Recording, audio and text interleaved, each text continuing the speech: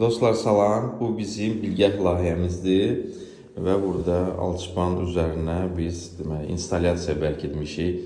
Görün onu necə tərtib eləmişik. Burada TM'in xüsusi fittingi var, hansı ki gips karton lövhələri üçün nəzərdə tutulur.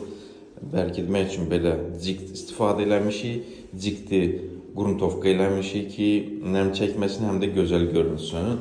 Burada alçıpanın bir hissəsini kəsib, ora eyni qalınlığında olan dikt vurmuşuq və diktin üzərinə gigiyenik duşu quraşdırmışıq. Gigiyenik duşlar və ümumiyyətlə divarçı simsicilər burada Vitra brendinə aiddir. Bu şəkildə də instalyasiyanı bərk etmişik. Yenə də gördüyünüz kimi gips karton lövhəsinin bir hissəsini kəsib, bura dikt vurmuşuq. İndi bunu arxadan necə görsəndiyini sizə göstərim. Həmçinin bu da bizim divarçı əlüzyan rençinimizdir. Onun da arxasını sizə indi göstərəcəm. Lap yadımdan çıxmışdı. Gigiyenik duş üçün burada resirkulyasiya xəttimiz var. Həmçinin əlüzyan üçün də resirkulyasiyamız var. Amma duşlarda biz heç yerdə resirkulyasiya etmirik. Çünki duşda isti suyu gözləmək problem deyil.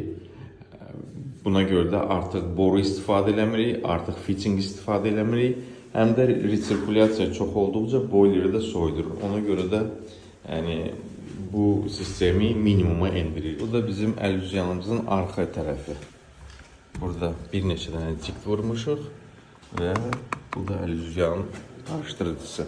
Sonra bura 2 qat alçıpan vurulacaq və bu dikt ümumiyyətlə görsənməyəcək.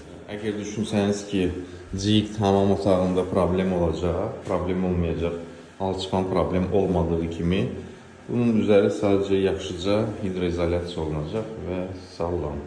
Divan ekspertlərinə demək istəyərəm ki, Amerikada ümumiyyətlə bütün hamam otaqları və bütün ev taxtadan olur və heç bir problem də olmur.